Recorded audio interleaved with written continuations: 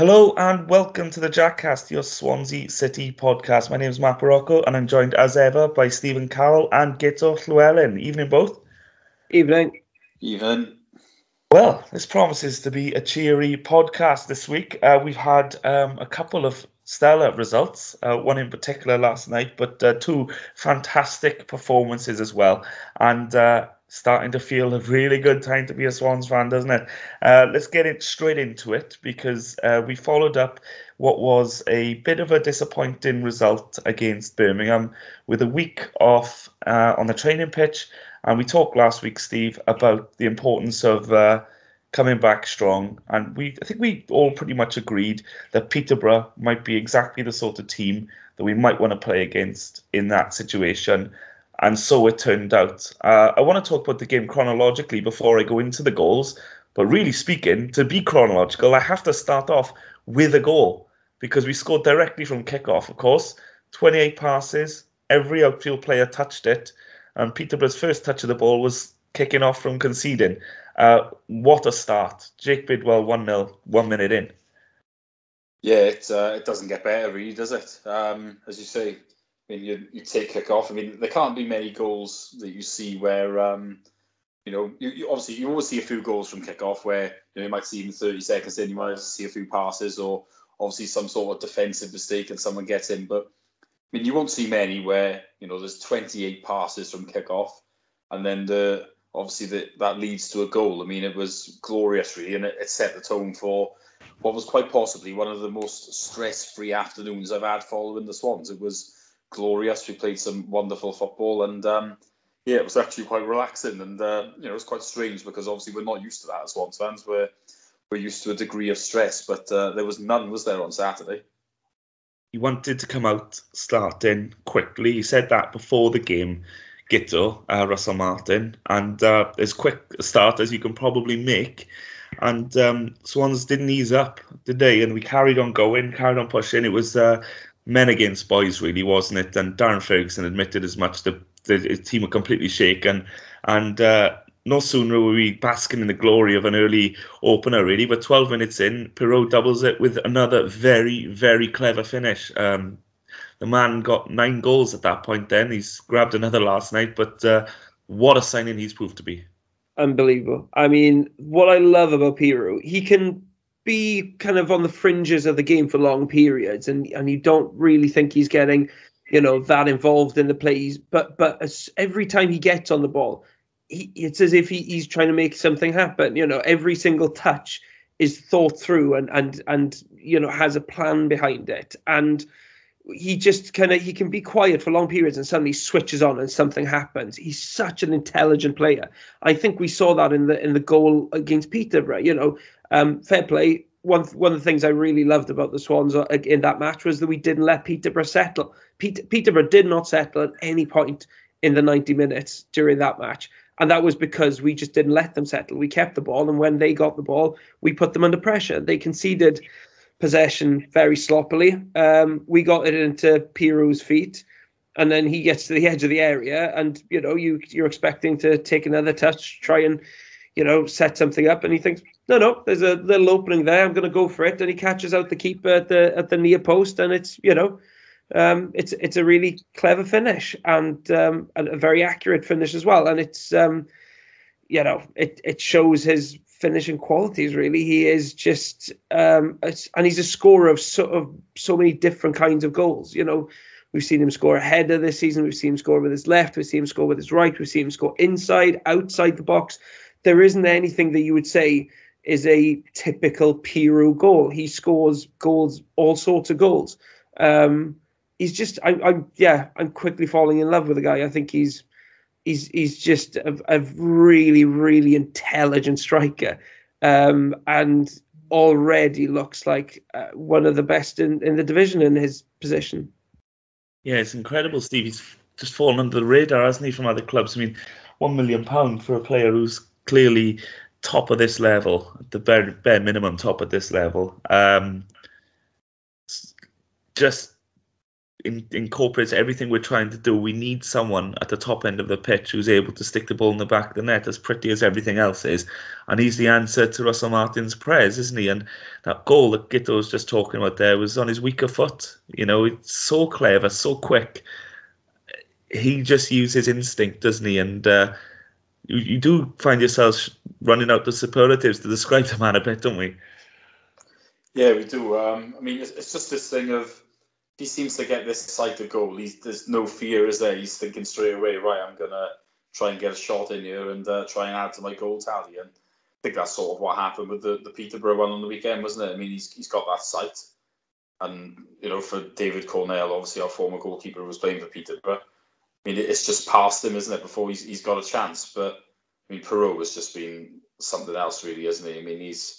He's one of the top strikers in the division now, you'd have to say. And it's quite amusing that one of our former directors said he's one of the worst players he'd ever seen before he kicked the ball for us. And, it's proving that at the moment he's one of the best players in the division, you'd have to say. And, long may it continue.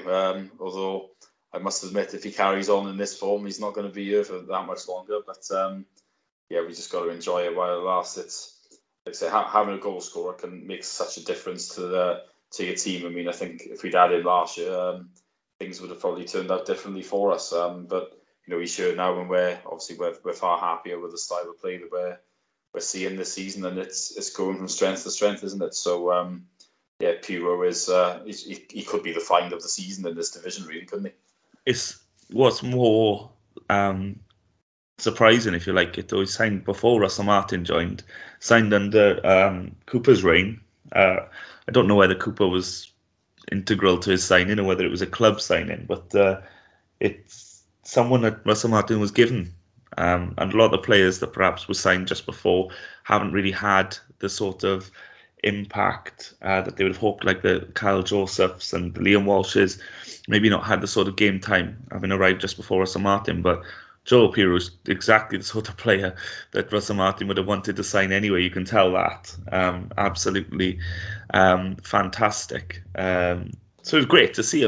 The Peterborough game as well, just carried on domination. I just genuinely thought throughout that first half, it was men against boys. It was a complete domination. And I remember turning to Steve at about 35, 38 minutes and saying, this is so one-sided, we need a third. Because I've just seen this play out time and time again, where you just think, this game is over, this is an absolute embarrassment. And then a lucky deflection or whatever, and it's 2-1, and nerves set in, and it's a completely different game. Thankfully for us, our good play was rewarded, and the third did come on the cusp of half-time with Olivier Ncham, another fantastically worked goal. Olivier Ncham, who I don't know if we mentioned in the last podcast, has a fantastic new song. Honestly, like good new Swansea chants come around so rarely. Like, I'll be honest, it's our new chants. Usually when I hear new chant, I'm like, oh, that's a bit naff. Like, but this one is actually, one that everybody can join in, and it's actually very good. I'll get back to actually talk about football now, because Ncham, the player as well, he is quality. He is the kind of player that we have needed for quite some time, and the kind of player that you really need in Russell Martin's team, because he whenever he gets on the ball, he's always getting the ball in the half turn, always looking forward, and he gives you that go forward in midfield, which we haven't always had over the last few years. Leroy Fair had it. He would receive the ball in the half turn and go. But the problem with Leroy Fair was that, you never knew what kind of Leroy Fair was going to turn up. Olivier Ncham is just a classy operator. And, he's now got 2 goals for the season. Really good finish, even though it has to be said he was given the freedom of the Liberty pitch to get that finish right. But yeah, coming right before half-time, it just killed the game off. And the only disappointment for the match was that we didn't score more in the second half, because 3-0 wasn't really a fair reflection of how one-sided that game really was. No, that's right. And slapped myself on the wrist for not dealing with this chronologically. But games are kind of turned on major moments. And there was a fantastic save from Ben Hamer at 2-0, Steve. which could have brought Peterborough back into it and could have told a different story. How impressed have you been since he's joined, coming to the team at the expense of Steve Bender?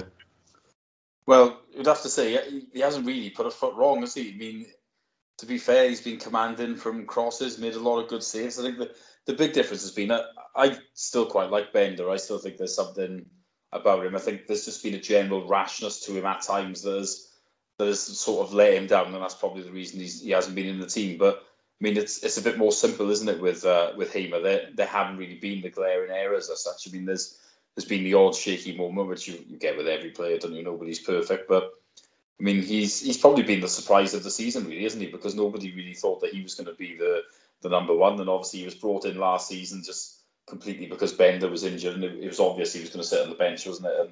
And the Woodman was going to play, but I mean, you'd have to say he's done really well, Hamer. He's just kept things simple. You can tell there's a good understanding with him now in the back three, and there's a lot of trust there. So yeah, it's certainly been a big positive for us. And you'd have to say, obviously, our good run has coincided with him coming into the team as well. So it's Hamer probably has been one of our best players overall. You'd have to say, and you always need a good goalkeeper. I mean, I've moaned previously about. I think Nordfeld probably was the one that got the most abuse off me, but I mean, it really does make such a big difference, doesn't it? I mean, if you've got a goalkeeper that's in form, playing well, and taking the pressure off you, then you're going to win a lot more games, and you quite often you're going to win games that maybe you don't deserve to because you've got a goalkeeper in fine form. So he's been very impressive, hasn't he? And it's certainly been something of a little bit of a surprise the way things have turned out, but it's been a very pleasant one.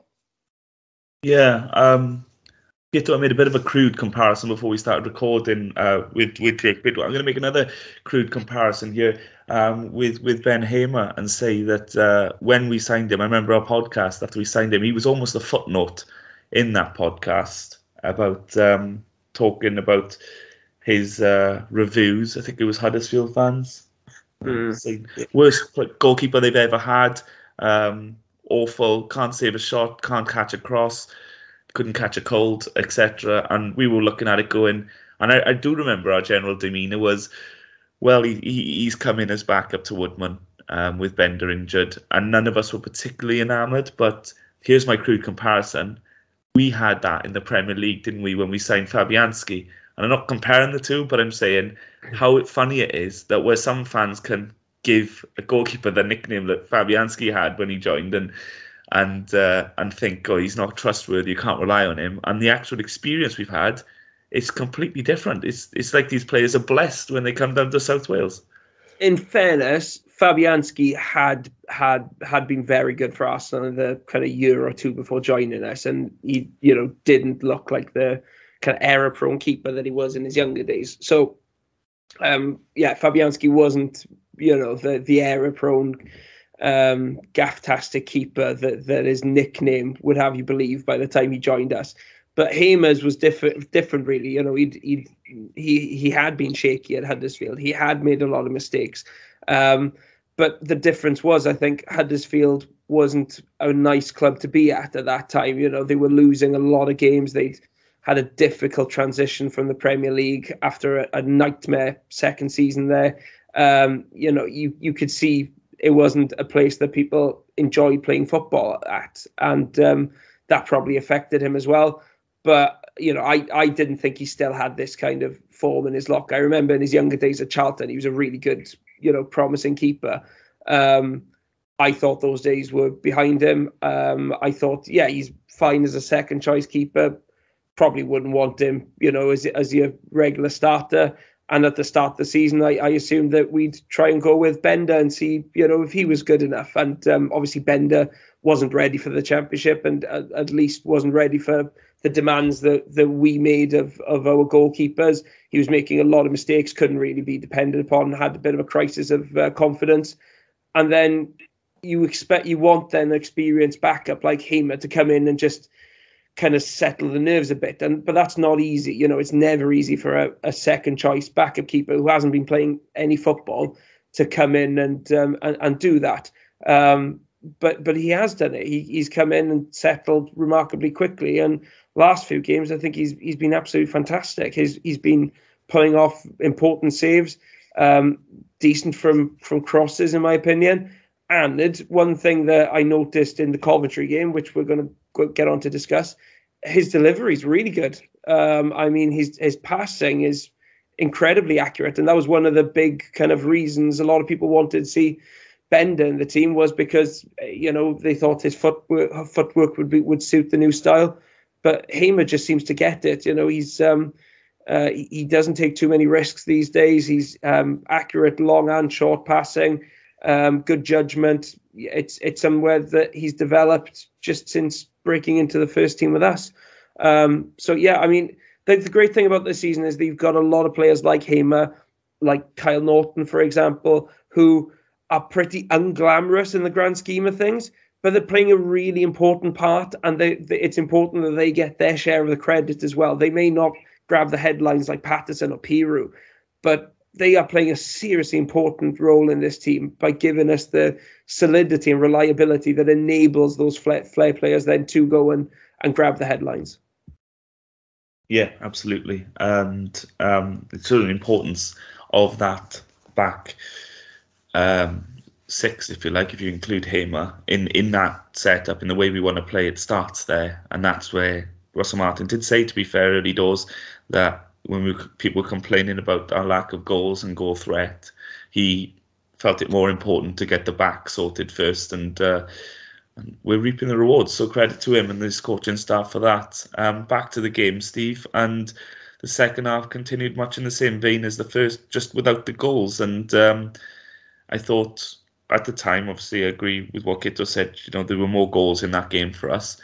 But I did say after the game to my dad on the way home that I thought, well, actually, game management. I know he made a few subs in the middle of the second half then, and like Olivier and Chan come off, and I think Pirro come off as well.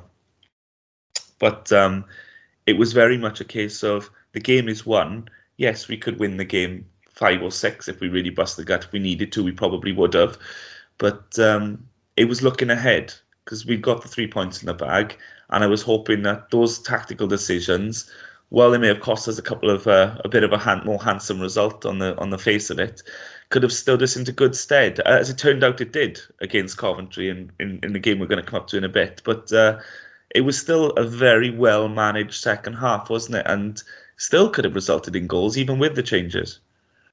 Yeah, I mean, it could have. I think Obafemi had a couple of decent chances, didn't he, for example? So, when you think of it like that, really, if you want to be critical, I mean, we probably should have added another one at least there. But, as you say, I mean, there was never any danger, was there, of it going wrong? I mean, I did joke to 1 or 2 people at half-time. I said, this isn't going to be a Luton now, is it? Because obviously it's been so one-sided, and you're thinking, well, could this go somehow to change and us blow it? But I don't think there was ever a realistic chance of that, was there? But like I say, we saw the game out really well, and we could have had more goals. But I mean, at the same time, we've won 3-0. We really can't moan too much, can we? It was really encouraging, and it's just a shame that Obafemi didn't get one, because there were 2 good chances for him, wasn't there? But in all fairness, I thought the goalkeeper did quite well with his saves.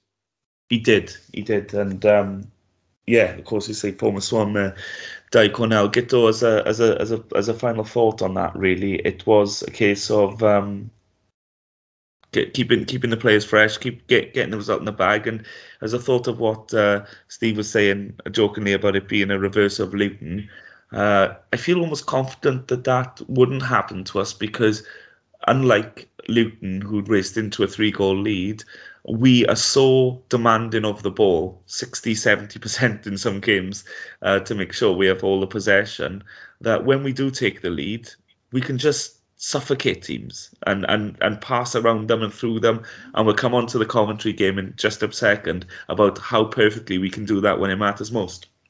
Yeah, I mean, I wouldn't say that, after the Luton game, I think I'm always wary now, because I never thought the Swans would get back into that game, but we turned it around. So I'm very aware that, the second half of a game can be very different to the first. And we saw, even Cardiff managed to overturn the 3-goal deficit the other day. So if they can do it, then anybody can do it, really.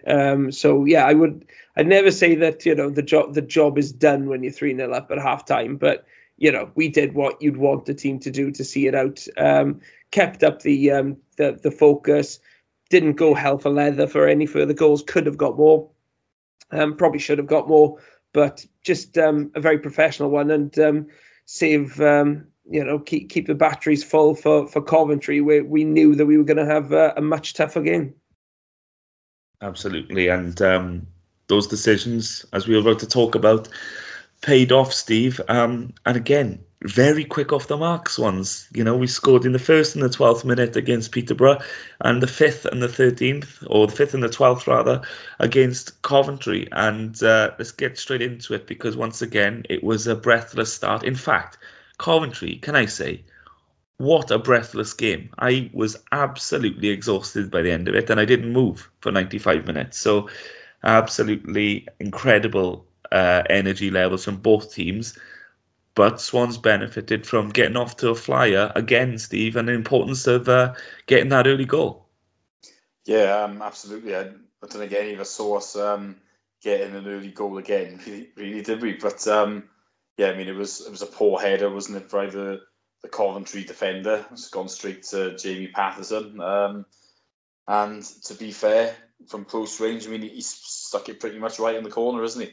Goalkeeper can't do much about it. He's got a reasonable hand to it, but yeah, I think we were talking before we come on air, weren't we, about the fact that we don't tend to score many scrappy goals. We could argue that was a little bit of a scrappy one, really, but it's nice to see us capitalise on some bad defending by the opposition, really. And as you say, I mean, we had the dream start on Saturday, and last night was similar, really, wasn't it? You never expected to get a goal so early, but we're absolutely delighted with that, aren't we? Because that's put us in the driving seat early on. Yeah, against his Boytown club as well, Guto, Coventry, for Jamie Patterson. He would have loved that, and I was seen pictures that his mother was there in the away end last night, so I'm sure she's a big, as you can imagine, a huge advocate of his son. And his mother, is an absolute star, by the way. She is just absolutely brilliant. Yeah. Like what an absolute star she is, and she seems to be loving life at the moment. Yeah, absolutely, and she's very vocal on social media as well about him, and fair play. No, it's a lovely thing, and he would have loved scoring that goal last night. It would have meant more to him than most. And again, the benefits of starting strong, starting quick, and Coventry from the off were finding it very difficult to deal with the double threat of Olivier Ncham and Ethan Laird on that right-hand side, and that's what produced the second goal just 12 minutes in. Should have been a penalty for a foul on Ethan Laird, but it didn't matter in the end, and we were flying, Guto. Yeah, there was a little element of luck in the build-up, definitely, because I think when you look at the replay, Laird looks marginally offside.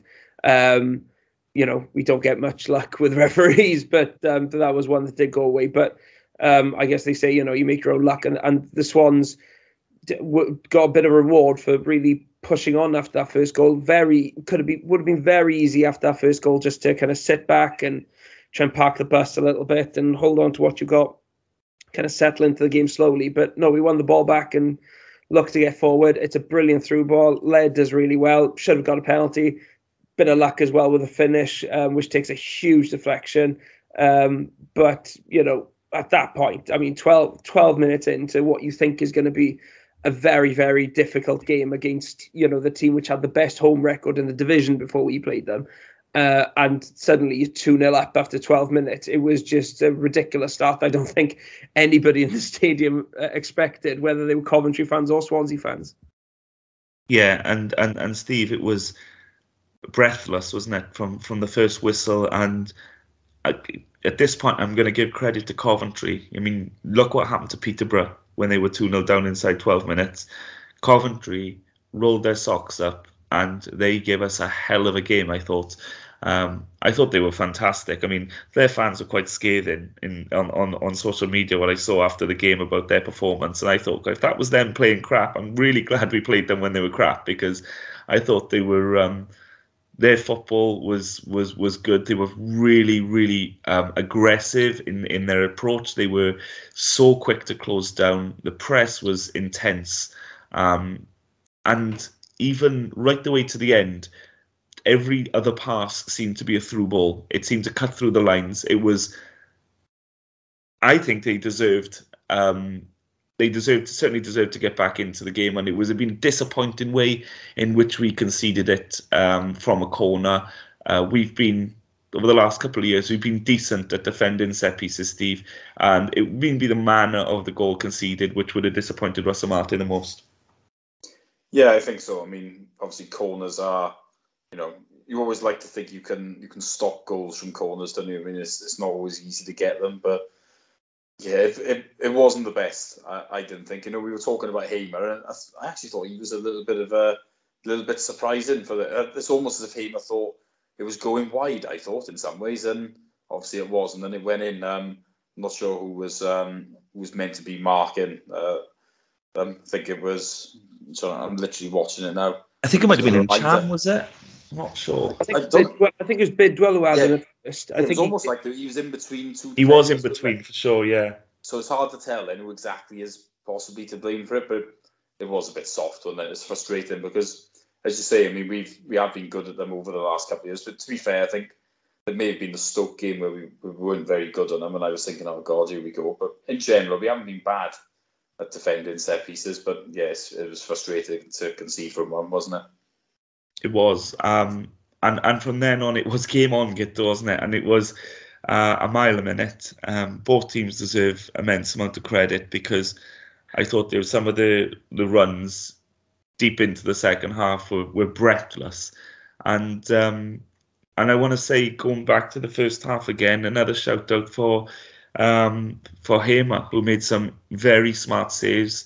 One in particular I thought was incredible was when Gyökeres, who I could have put my bloody house on him scoring last night, but was through and went to lob him, and rather than finding himself in no man's land, Hamer, he rushed out and made sure that he gave Gyökeres no time at all to shape his body and get the angles right, and in the end he got a hand onto his attempted lob, so it made all the difference. And that sort of decision making Russell Martin picked out at the end of the game as one of the key reasons for the win. Yeah, and I think against a team like Coventry, that's necessary because, in fairness, you see Coventry every single game. They're looking to play those through balls for the strikers. They've got Gyökeres and Gordon playing up front, who are always looking to make runs. They were making constant runs last night, and I think the big disappointment if you're a Coventry fan last night is that, the quality wasn't there in that final ball through to them. They were. If they just got one ball right, and then they could have got the equaliser, but they just couldn't quite nail that final ball. But it helped us a lot that Hamer was quick off his line and his judgment was spot on in those situations. But I mean, you said the first half was frantic. I was exhausted at halftime and I was just watching it. It was the most intense half of football I've seen in a Swans match for God knows how long. I mean, it was frantic. It was high quality. Both teams going at it toe to toe. It was a fantastic advert for the championship. And at halftime, I couldn't have confidently predicted which way the game was going to go. Swans could have gone on to score another two. Coventry could have gone on to score another two. And Coventry, mind you, they trailed 3 times already at home this season prior to last night's game, and they'd gone on to win all of those. So Coventry know how to come back into games after conceding first. So yeah, at halftime I didn't have any kind of clue which way the game was going to go, and final score could have been absolutely anything. And to be honest with you, Steve, that thought carried on well into the second half as well. If you're thinking 15-minute break now, the coaches will get their notepads out and they'll obviously make some changes to stop the opposition, whether you're from a Coventry perspective or Swans perspective, stop the opposition from having quite the joy that they were having in the final third. That wasn't to be the case. I mean, the second half again, it was so intense. It was just still running and creating, and whilst there were no clear-cut opportunities, there was always the threat of a breakaway or a through ball or a one-on-one. Well, they never quite materialised, and particularly for Coventry, who I thought got themselves into some very good positions right up until the 93rd minute. And the defending was resolute from the Swans, but they were asking so many questions, and it was just, as Guto said, it was so intense. I felt physically and emotionally exhausted watching it, and I just cannot to this moment work out how. I don't even know if we deserve to win it. I think probably we edged it on the balance of it, and I think perhaps we deserved it, but Coventry deserve immense credit as well, don't they, for the way they approached that game, and you can see why they were unbeaten at home. Yeah, I thought Coventry, to be fair, were a decent side, certainly one of the better ones that we've seen this season. And as you say, they did have a proper go rush, really, didn't they? It's just that maybe what they were trying to do didn't quite come off. It certainly wasn't for the lack of trying, or them, they weren't accepting the result at all. And it was, like you say, it was a breathless game. It was quite end to end, wasn't it, really? And I think everyone that went probably would have, enjoyed it, because there wasn't dull at all. But as you say, Coventry, they'll be frustrated, won't they? I think that they didn't create as many good chances as they might have done. The only one I could think of that was a really good one was where there was a corner, wasn't there? And it was chipped to around the penalty spot, and there was a free header that went wide, and you're thinking, well, that wasn't a bad chance, certainly in terms of trying to hit the target. But I mean, there wasn't a lot else, was there? We, to be fair, we managed to sniff most of it out, which is extremely encouraging, really.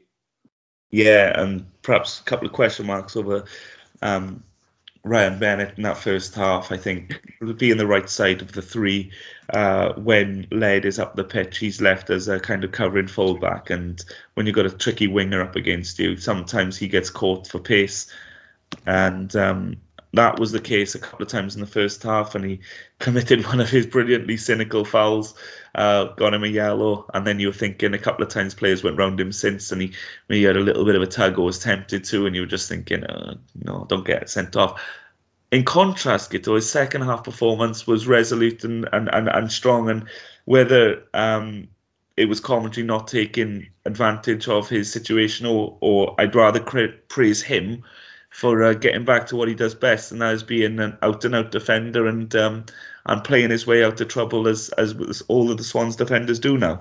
Yeah, I think a couple of things changed in the second half. I think he got a little bit more protection from his teammates. I think he was playing a little bit more centrally, wasn't kind of leaving himself in those one-on-one positions in space where, that is his major weakness. No doubt about it. He doesn't have the pace to compete in those kind of areas, and we saw again, as soon as somebody goes past him, he's going to be dragging them down or body slamming them. To brilliant. I as much as I should really hate it, I think we need one every game from him. It just makes my day. Not even an attempt for the ball, was there? It's one of those things. If the opposition player does that, you'd be screaming like, It's not a yellow. It's not a red. It's an orange, isn't it? It's so cynical. I mean, it's like he makes sure it's extra cynical. My sister was standing next to me in the game, and she was like, he doesn't even try to hide them. He's just there's no attempt to be discreet. He's like, ref, I'm going to take a yellow card and I'm going to make it worth my while. I'm going to hurt this guy. It's just, it's old school. And it kind of, he accepts it. I guess it's a strength of his that he knows his weaknesses. He accepts them and he doesn't try to compensate for them. He just accepts, I'm going to take the yellow card and then going to have to be careful for the rest of the game. But at halftime, I was really unsure whether we'd see Ryan Bennett last the full 90. But fair play to him. Just a little bit more conservative second half, stayed a bit more centrally, and put in a really good shift and played his part in keeping Coventry out in the second half. Yeah, I mean, there was, I think there's credit to the Swans as well of how we limited the Coventry to a few half chances and nothing clear cut in the second half. And of the 800 or 850 odd fans that went, as you've alluded to, Guto, you were one of them in that away end last night. I mean, it was breathless watching it on TV. I can't imagine what it was like in the stadium. What was the atmosphere like? What was the buzz like? At the moment, everything feels like a massive buzz to do with the Swans. It must have been a little bit special there last night, particularly at the end. Oh yeah, I mean, it says a lot that on a cold Tuesday night in Coventry, you had more than 800 Swansea fans there. It's not the furthest away trip. It's not the easiest place to get to either, and there's no trains going at that time. Of course, it's a big commitment for people to go, and to get that many people there, I think it says a lot about the buzz around the club at the moment. People are excited. I booked it late on Sunday. I was thinking, oh, do I really want to drive up to Coventry on a Tuesday night, etc. Don't usually go to midweek away games, but then thought, oh, come on, Swans are playing well, playing against one of the best teams in the division. Let's go for it. And I didn't regret it. And the atmosphere was fantastic. And fair play, the Coventry fans played their part. To think, the stadium was half full. They still managed to create a bit of noise, and we were creating our noise as well. But it was a bit tense at times. But when that final whistle came, I think people understood it was a big win. Really, this is a team that had dropped 2 points at home all season. They'd beaten Fulham at home 4-1 not long before, and we've gone there and matched them and taken 3 points off of them. I thought it was a really impressive result and a really impressive performance. It sounded great. I mean, there was a period after the McFadzean header after 27 minutes. There was a period of about 10 minutes there, excuse me, whereby you could hear the crowd, it's the home crowd, and you could only translate what I was hearing as a sense of like a real feeling that they were going to come back into it. And that was probably my most panicked at that point, because they had having seen such a phenomenal run at the home. The crowd genuinely believed and sounded like they were making quite a racket for that period of time, and that was probably the time in the game where I was probably most nervous about us not going to win the game. If you'd offered me a point at half time, I might have still taken it, because as you said, Guto, it was still anyone's game. Even at half time when we were leading, you didn't know who was going to win it. So when we were talking about it last week on this podcast, I think I said we'd get a point, but hope rather not expectancy, because we were coming up against a team that were very, very good on their own turf. So after what's been an incredible start to the season for them as well, Steve, is there anyone in particular you thought stood out more than the rest, or was it just an all-round good team performance?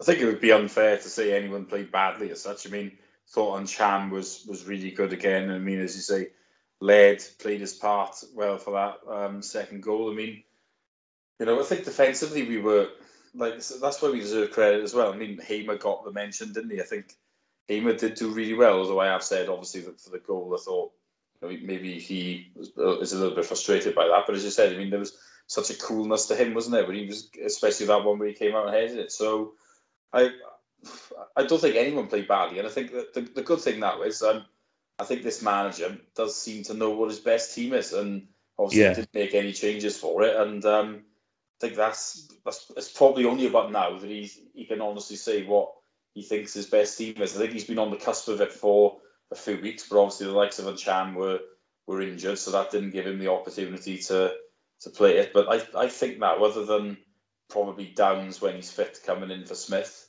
I think he does know his best team, and that's got to be a good thing. It's coincided with us getting results, isn't it? Absolutely, and crucially, I think,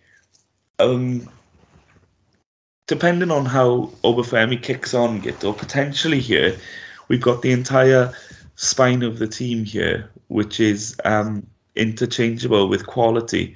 As Steve just mentioned there, Downs waiting in the wings with a couple of others as well. Through the fault of Corey Smith's fantastic form playing in that holding midfield. Actually, can we make a special mention for Corey Smith at this point? Yes, absolutely. Because I think he deserves it on recent performances. Flynn Downs, in fairness to him, has been unbelievable since he arrived here. Brilliant in that holding role. and then suddenly, he's out for a bit, and Corey Smith comes in and does as good a job, if not better. He's been fantastic. That is Smith's natural position. I think in the games before that, we'd seen him playing further up the pitch. Don't really think he's as effective up there. Doesn't look as comfortable, But when you put him just in front of a defence and ask him to protect that back five, I mean, just brilliant. He's a fantastic footballer. Keeps the ball really well. Loves a tackle. Reads the game brilliantly. Has so much experience. You can see that experience in his game.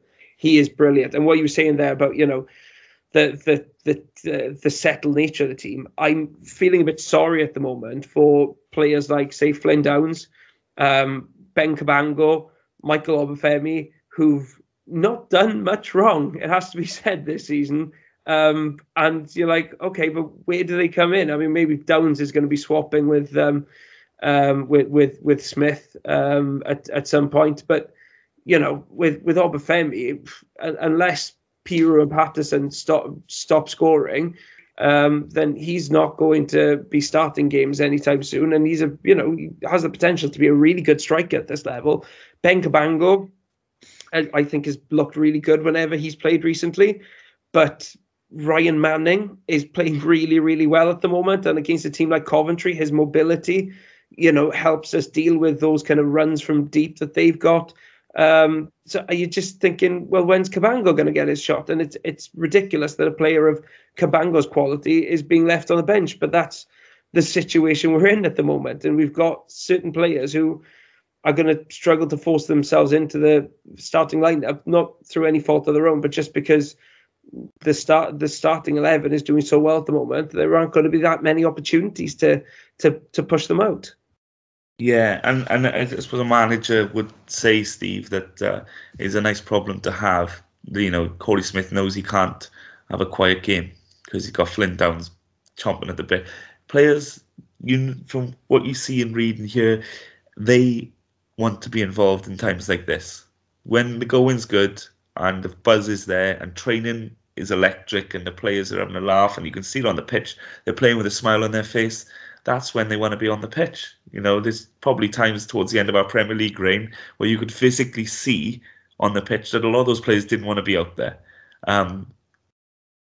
Probably a lack of professionalism in that as well, but it's also, the confidence is gone. They didn't believe, they didn't really enjoy the football. But where you see at the moment, all those players on the bench are itching to get on that pitch, and it really keeps up the standards of what's going on the pitch. You can't really afford to have an off day.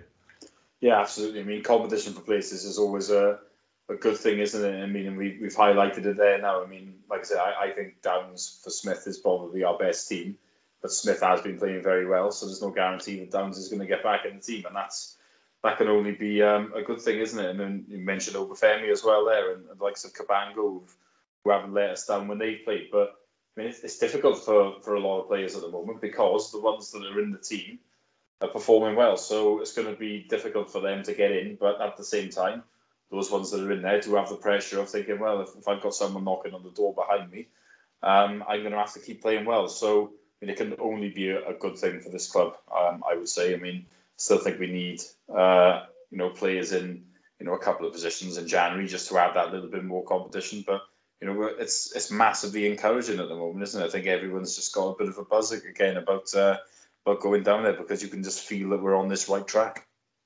Yeah, if we are going to look at those positions, Guto, I think the two glaring ones everyone will point to are the wing back positions, where you've got Bidwell without real competition, unless you are looking to move Cal Norton, the ever-present utility man. But I genuinely think Cal Norton has found a home at the centre of that three as the ball-playing centre-back who brings it out and is just wowing me week on week. So I'd hate to see him moved out to a fill a gap position, and Ethan Laird on the other side. I think the Latabaudiere experiment as a wing back is probably one that's not going to work. Through no fault of his own, I just don't think he's got the qualities to play that position. But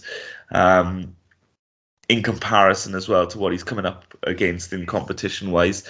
So those two positions maybe are the two glaring ones for me that would need addressing in January. Yeah, I'd say so. Just to get depth, really. I mean, Bidwell's doing well. If I'm being honest, the only thing he's lacking in his game at the moment is speed. He can't do anything about that. But if he had any kind of speed, he'd be deadly. And Ethan Laird has been fantastic.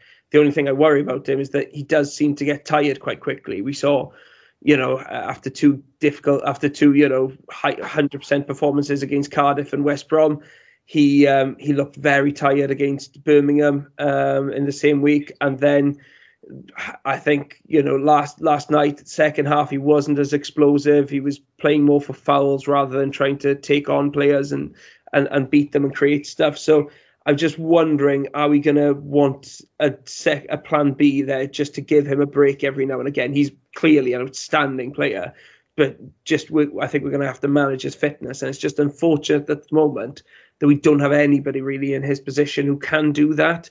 And we're relying on somebody like Latibaudiere to play out the position. So for me, that's the main priority when we come to January, is finding somebody that we can just slot in there when Ethan Laird is getting a bit tired, just to help manage his fitness and make sure that we get the best of him throughout the entire season, and that he doesn't, exhaust himself in the second half of the campaign.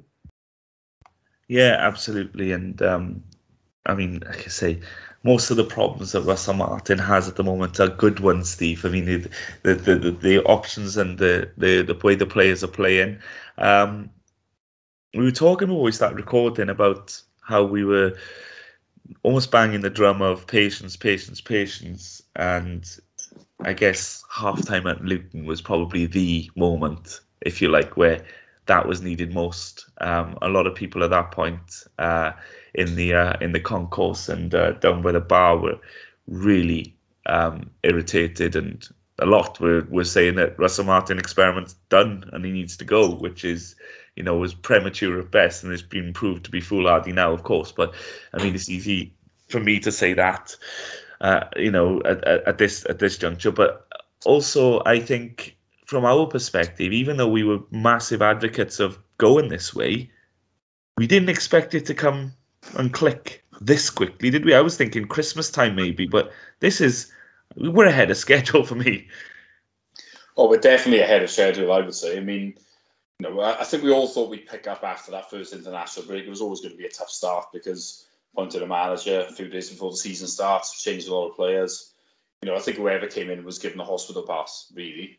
So, yeah, I mean, I think that the big thing was, especially after that, in between the first and the second international break, was you could see we'd improved, but it was scary how much of a goal threat we didn't have, wasn't it? I think that was the big issue, where we played Hull and we played Millwall. We had a lot of chances, couldn't find a goal. And then, as you say, we went from there to Luton 3-0 down, and you're thinking, oh, God, this is, this really is going to be a bit of an uphill battle now, and it's going to maybe take longer than we thought. But, that probably was a bit of a turning point for us. And, I think certainly since the last international break, obviously we played Cardiff, we scored 3 against them, 2 against West Brom, and then, if we were honest, we were poor at Birmingham. We still managed to find the net, and now we scored 3 against Peterborough and 2 against Coventry. So that's been the big change, really. I mean, if you look at it, that's 11 goals in the last 5 games. It's a big turnaround where we now look so much better. I mean, I don't know how many goals we'd had before that, but I bet it was a lot less than 11 in the amount of games that we had, really. So we're definitely ahead of schedule. It's really encouraging. I mean, if we carry on in this being a form, then I think soon we might be talking about a genuine playoff push rather than, what we were probably expecting more was comfortable mid-table. But, things are looking good at the moment. So it's really encouraging. And you've got to say that, if this manager had been appointed earlier, which he should have been, rather than the previous one lingering on for a couple of weeks, maybe we'd be even higher. So I'm going to play devil's advocate here, Guto, and suggest that when we had that difficult start, which we all expected to have, whatever, did have a sense of a get out of jail free card, which was completely warranted, don't get me wrong, but it was a little bit of an opportunity for Russell Martin to say, look, I didn't have this pre-season, and to use that as a motivational tool, which I think has played really well for us in the sense of he's able to say, right, okay, when I've got a chance, and you can see every time we've had an international break, we aren't blessed with 20 plus internationals in our squad anymore, and so they've got genuine time on the training ground. They're not going away all over the world. So when you see that come back after an international break, we used to absolutely be terrified of international breaks, didn't we? Because you just knew when everyone came back, they would be shambles for a week afterwards. But now we just see a step up, and we're only heading in one direction performance-wise. We seem to be getting better and better all the time. And I personally thought Christmas time, but then we'd start seeing the results coming from the performances, and then we'd climb up from the lower reaches, and we'd finish about between 12th and 15th, and then next year as would be the year. But as Steve said, I mean, the way we're going, and it's very early days, but the way we're improving week on week, and it's visible for everyone to see, it's really encouraging. I mean, we're 4 points off playoffs as it stands, and even without the pre-season here, there's nothing to say that that early start is going to cost us. There's still 21 games left, and we're right up there on the form table as it stands. The thing with the Championship is, teams, apart from the very top teams, I mean, we're going to be talking about Bournemouth in a bit now, and I've been watching Fulham tonight, and they're winning 6-0 against Blackburn and look absolutely immense. Apart from that, I think, there's not that much to split a lot of teams in this division, and I think teams are going to go on good runs. They're going to go on runs where they drop points. And so, a club like Swansea can have a bit of a slow start where we lose the 3 of our first 5 games. But there's, you're always going to get chances. The games come thick and fast. You're going to get chances to make up that gap. And like you, I mean, I didn't expect us to develop as quickly as we have when you look back to where we were on the opening day of the season against Blackburn. I mean, if you told me that, 2 or 3 months later, we'd be playing the kind of football that we've seen against the likes of Cardiff, West Brom, Peterborough, and now Coventry, I wouldn't have believed that was possible. I mean, the transformation that was needed at that point, the level of improvement that was needed at that point to bring us to that level just seemed huge. But we've done it gradually, but very much, clearly week on week, we've been improving, and it's again so much to encourage at the moment. But one of the encouraging things is that I feel every single game we're seeing something new from the Swans.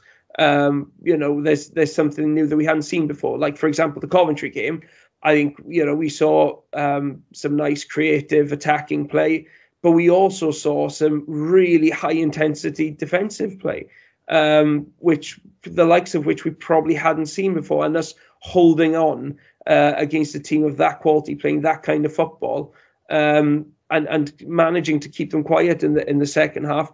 It was something new, really, and us having the energy to sustain that as well. So it feels like we're learning something every week about this Swan squad. And like you said, we're going. I'm sure we're going to have bumps in the road. I'm sure there are going to be ups and downs. But the general trajectory is amazingly positive. There's absolutely no doubt about that, and that the credit for that goes to the players, but also to Russell Martin, who really does seem to have something about him, doesn't he?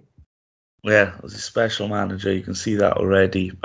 Just to jump back into the end of the Coventry game briefly, Steve, I talked about the game management in the second half against Peterborough. The game management in the last 5-10 minutes against Coventry might have even impressed me even more. It was when they were really looking to press, to create, to thread those through balls and really put us under the caution. We were relying on Bennett clearing from his 6-yard line and just trying to get. We were still trying to play it out from the back, but they were finding a couple of gaps and trying to exploit. And then there was a 3 or 4 5-minute period where they didn't touch the ball and we played with it around their half. And I think at that point we killed the game. And that game management was just awe. I was just in awe of it. It was utterly fantastic. That's the only way you can guarantee a team won't score against you, is if they cannot get the ball off you. Oh, absolutely. That's why I'll always advocate possession football, because it is by far the best way to play, and for me, the most effective. Remember a couple of years back, I watched Man City play a Champions League game. Kyle Walker went in goal. I think they were playing Atalanta, actually. I had to go in goal for the last 10 minutes because of a red card. And I remember thinking, well, they're going to have a problem here. I mean, the Atalanta are going to be obviously trying to get a couple of shots in, testing, and they couldn't get the ball because City just completely dominated possession. And you're thinking, well, that really does show you why this is the best way to play. So, yeah, I mean, as you say, I mean, at the end of that game, it's just really good to see us just keeping the ball and killing it, really. I mean, if you've got it, I mean, it's obvious, but I mean, the opposition can't score, can they? So, yeah, it's definitely the way to go, and it's examples like that really that show that's why we should go on playing this way, and why we want the Swansea way as to be our main philosophy, really. So, yeah, it was a really effective game management, and again, I mean, as Guto was alluded to, really, we're showing different, assets to our game, over the last few matches that we've played. So, it just feels like we're getting better all the time, and showing more strings to our bow, really. And that's always a sign of a good side. So, Guto, if West Brom was a shock win against one of the league's heavyweights, and would go down as one of the performances or results of the season, and Peterborough was a game of complete domination from start to finish, which would go down as one of the performances of the season, where does Coventry rank, given their start of the season, their home form, the intensity the game was played, our management of it, and the all-round picture? I put it up there. What do you think? It's right up there, but it's difficult to compare because there's such different performances. We're playing so differently. I mean, you could put Cardiff in the mix there as well. I mean, that was a game that we really dominated and should have won by more than 3 goals, and played with a real flair and panache. But it's difficult to compare that kind of performance with a game like Coventry, where we took the lead very early on. It was a really open game from start to finish. Both teams just going toe to toe. Nobody parking the bus like we saw against Cardiff and even West Brom doing the same thing. It was a totally different game, really. But again, we've shown that we can win playing different teams who play different styles of football. And make no mistakes about it. I mean, Coventry are a good team. We saw that in the way they played against us, where you can see that in their record.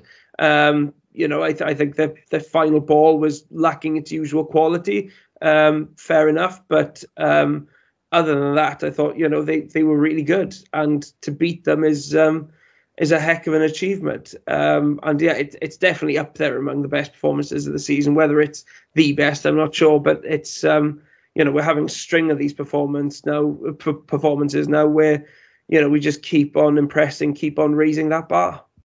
Yeah, absolutely. Well, if we're talking about those being 2, 3, 4 of the top performances of the season so far, what an opportunity for one to gazump them all. The runaway leaders are next. It doesn't get any easier for the Swans. It's away. It's Bournemouth, Steve. You're going up there, aren't you? Yeah, I'm going. You're going. You're going for their first game of the season, aren't they? It's an injury time, and they're losing at home to Preston, which is a bit of a surprise, really, isn't it? That's at the moment, is it? Yeah, that's in injury time. So they're on the brink, and I was thinking, well, everything suggested for Saturday, really, that a home win. I mean, our record against Bournemouth is shocking. No win, I don't think, since October 2007. I know we haven't played them every year, but at the same time, I mean, we're closing in on double figures worth of games against them, where there's not been any wins, and there's been quite a few defeats in there. So yeah, I think our last 4 visits to Bournemouth we've lost, so that probably tells its own story. And obviously the fact that they're on this run of that might be about to end. You're thinking, well, everything suggests a home win, doesn't it? But the Swans do love to spring a surprise sometimes, so will be a difficult game. I think it'll be an interesting test for us, I think, because we've got better all the time. I think obviously it was a great win last night, but I think this is a bit of a different kettle of fish, really. We're playing a side that, well, I think everybody expected before a ball was kicked that they'd be in the top 6 type of thing. And obviously the start they've had would have been better than they imagined. And, this would be a tough one for us. I think if we were to go there and impose our style, then you'd have to say, well, we're a very good side, really. But we'll wait and see. It'll be interesting to see how they bounce back if obviously they do end up losing, which I'm sure we'll have confirmed very shortly. Yeah. This is Jack Caspian right on the button, as it happens. By the time you listen to this will be old news, but of course, at the time for us now. Guto, we seem to be every week talking about the Swans making a statement. Well, this weekend is possibly the biggest, it is definitely the biggest test, but the biggest opportunity to make a statement so far. And, wow, what a statement it would be. Do you think we could do it?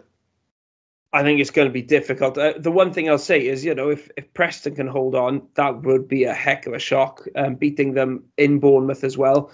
And in fairness, I saw a bit of their game against Reading last week. They didn't look as impressive as they have done. I watched them recently against Stoke, and they really did look, a very controlling side, just really getting good workmanlike, but with a bit of style to everything that they're doing. There are maybe hints that tiredness is starting to kick in. It's quite a young squad. A lot of these players that they've got haven't played as much football as this before this season. I don't know. Maybe that's clutching at straws. I think our big issue, confidence is going to be sky high with us. We've just won our second away game of the season, and that was, at the team which previously had the best home record in the division. So we'll be full of confidence. I'm just wondering if we've got the energy levels to compete against a team in Bournemouth who, in many ways are like us, that they like to control possession. They like to, they don't rush anything. They don't go direct. They don't panic. They stick to their style of play.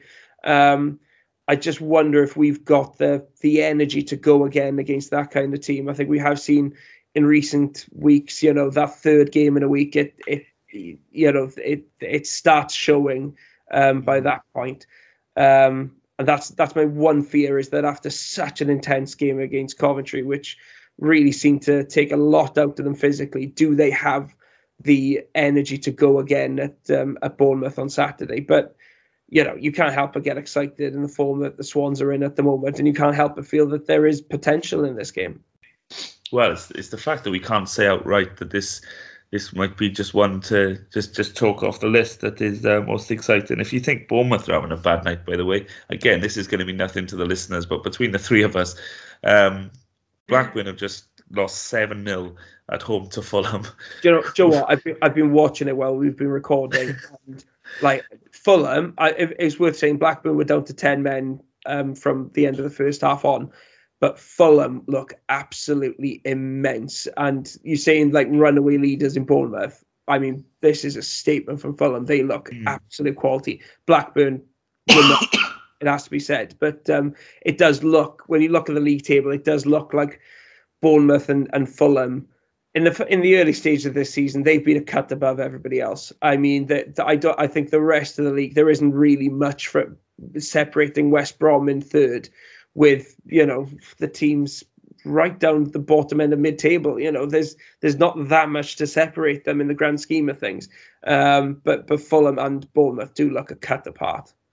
It's mad, really. You think that Bournemouth being at home to lowly Preston, or some lower half Preston, I think that was a banker, and Fulham going away to mid-table Blackburn, you'd think, if anything, the results could have been reversed. But at this moment, Bournemouth are still playing, but they are losing to Preston. Full time now, so they have lost their first game of the season. Well, there we go. Would have been it was 5 points before we started recording between the two, and could have well turned out to be 8 had it gone the way perhaps it might have done. But it's gone the opposite way. It's down to 2. So yes, it's certainly pressure. Is that a good thing, Steve? I mean, they're going to obviously, first defeat of the season, they're going to want to get that out of their system now and kind of come back stronger. But often as well, you can see the opposite happen as well from time to time, can't you? I mean, you're suddenly not the fortress anymore, and you're suddenly not impenetrable, and maybe a tiny bit of the gloss comes off. How do you take that defeat for Bournemouth? It's a bit of a funny one, I think, isn't it? Because, I mean, obviously, it's inevitable that they were never going to go a season unbeaten, and it gets to this point, and you're thinking, well, surely they're going to lose again soon, and obviously now it has happened. It's tough. I mean, sometimes a team will bounce back, won't they, and get a great result, or it may induce a bit of a stumble for a couple of games. I mean, it's a tough one, isn't it? I mean, who honestly knows? It's football's such a funny game. I mean, as you say, I don't think anyone would have expected Preston to go there and win tonight. They're not a side that I think have got a great deal about them. I mean, you do never know in football, and that's the beauty of it, isn't it? I mean, you can be such experts on many things. I mean, obviously Leicester will always be the greatest example, wouldn't it? There wasn't a sane man on earth who ever thought they could do what they did, but in 2016, but they did, and that's football, isn't it? It's that's what makes it so special, is you just never quite know what's going to happen. But it's Bournemouth. I think I'd probably handpick a team, but if you take out the fact that we're playing well, then it probably would be us, purely because they've got such a good record on us to bounce back. But we'll see. It does make it a bit more interesting, really. They have now lost, and how will they approach this game? I mean, in terms of if it's dented their confidence or not. Yeah, it's while we're talking about the Championship, Cardiff have lost at home again, Guto. Honourable mention to their bounce back ability under Steve Morrison. He's got a point, an unlikely point in his first game, and they've lost tonight at home to QPR, so they are 7 in a row at home now, Cardiff. Yeah, I mean, there's nothing else we can say, is there really? I mean, it's better than a lot of their recent results. If Cardiff fans want any kind of consolation, but I'm guessing that's wiped away any kind of positivity they had after the comeback against Stoke. Yeah, I was actually kind of hoping they'd pick up a little bit, so they'd give Steve Morrison the job. But hey, never mind. Right, back to the Swans, back to the Bournemouth game. We spoke about their result tonight, but of course, that shock result means, well, it could mean anything when it comes to the weekend. Ultimately, Steve, for me, I approach every game in the same mindset now, which is it really depends how we play as to our chances. I mean, for whether we credit Birmingham or whether we say that it was us, ultimately, we didn't turn up. We were tired, not just in our movements, but also our thoughts. The passes weren't crisp. There was a little bit of lazy passing in the game as well. So there was a lot in that Birmingham game which you thought, we're not at this. And we got the result perhaps that we deserved. If we can talked about 3 games in a week and the difficulty of that, but if we can play anything like the levels we played at last night, then we'll give Bournemouth a game, won't we? Yeah, I think we will then. I mean, I think the Cardiff West Brom, it was a bit different in terms of, we played Cardiff on the Sunday, and Derby's always going to take it out of you. We did start slowly against West Brom, but then really encouragingly we got better. And I think then literally the 3 in 7 days did catch up with us. But I think this time, obviously, we did play a little bit earlier. And obviously the fact that Bournemouth now as well have played a day later than us. Mm. So that might, you would have thought that should be some sort of an advantage, but it certainly isn't a bad thing from our point of view. So I'm hoping that Birmingham one is just a bit of a one-off. But, when you play 3 games in a week, it can be difficult, can't it? I mean, there's a decision there for the managers in some ways, isn't there? As I said, I think he knows his best team. But is he going to look at it and think, right, 2 or 3 fresh legs may just be what we need on this occasion? And that's what he's paid to do, isn't it? To make the decision and see what he thinks is best for us to get a result there. Yeah, I'm sure those decisions will be made on the training field and who's looking sharp and who's not, Guto. But I'm sure, given the choice, given the strength and the opportunity, we'd play the same team again. I mean, we discussed earlier on, everyone's playing out of their skins at the moment, aren't they? And fully warranting another first team place. So we hope that we can field as many of the same 11 as we have done the last two games.